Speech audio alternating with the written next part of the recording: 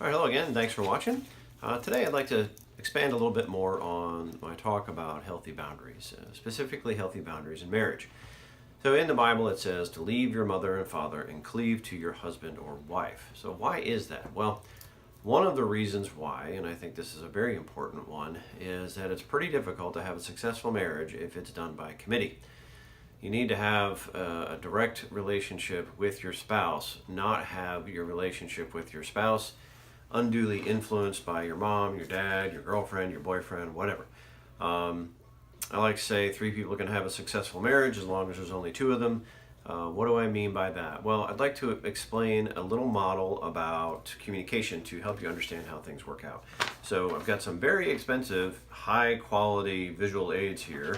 So basically what this means is, I hope that the camera's focusing on this, is that the best communication is direct communication from one person to another. So direct, unbroken communication. The problem is that when you involve a third person, this communication that's supposed to be directly between the two of you gets broken, and then it's getting filtered through a third person. Well, here's the problem with that. Filtration. You ever play the telephone game, where you sit in a circle or a line and one person tells the first person something, and then they tell the next person, the next person, the next person, and the last person in the line or in the circle says, well, this is what the first person said. And it's usually so far out of whack from what was said at the beginning that it's not even funny. Well, this is what happens when you try to figure out what's going wrong in your marriage or this argument that you might have had by sharing it with your girlfriend or your guy friend, or even worse, talking to your mom or dad about it. Your friends, your mom and dad, are not objective.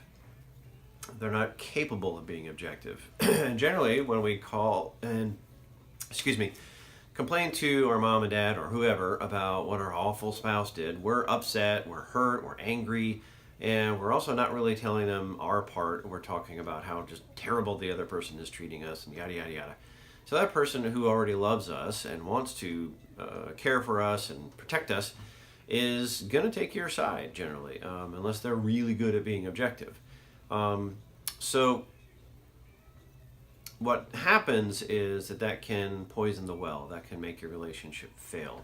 And the funny thing is that we all grow up with very different experiences. We all have different filters, different ways by which we view the world. So if you're talking to your best friend about the situation and they've gotten badly hurt or burned by somebody just like your spouse, well, they're probably not going to give you objective positive advice. They may not encourage you to go work it out. So the best way to deal with conflict, the best way to have a healthy marriage, is to have direct communication between you and your spouse. Do not involve third parties. Do not do triangulation. And for goodness sake, don't text battle. I've been dragged into text battles between clients I've been trying to help, and watching them go back and forth at each other with foul words and accusations and you don't love me and you don't care and blah, blah, blah. I'm going to go and cheat on you and things like that. It's just, it's awful, because the thing about it is that when we text somebody, it's just all too easy to type and hit send. You're not thinking about what you're saying before you say it. You're not watching the other person's facial expressions. There's not a give and take. It's just, throwing blast after blast at that person because they're hurt, and then you end up stepping on top of each other in the conversation. And texts are it's just text. It's just words. There is no tone of voice. There's no inflection. There's no way of figuring out what it is that they mean by what they say. And if you're already upset, you're definitely going to read it the wrong way. Many, many, many times people have talked about how a text message was taken out of context or the meaning was twisted in some fashion. So if you're upset, take a time out. Don't text about it. Say, hey, let's talk about it later, okay? So hope this was helpful to you. As usual, just a reminder that this is not meant as a replacement for professional counseling. This is just a message offered as education, hope, and inspiration. If you feel like you could benefit from professional counseling, please reach out to a counselor like myself. And if you're in need of emergency services, obviously call 911 or a help hotline. So thanks very much for watching.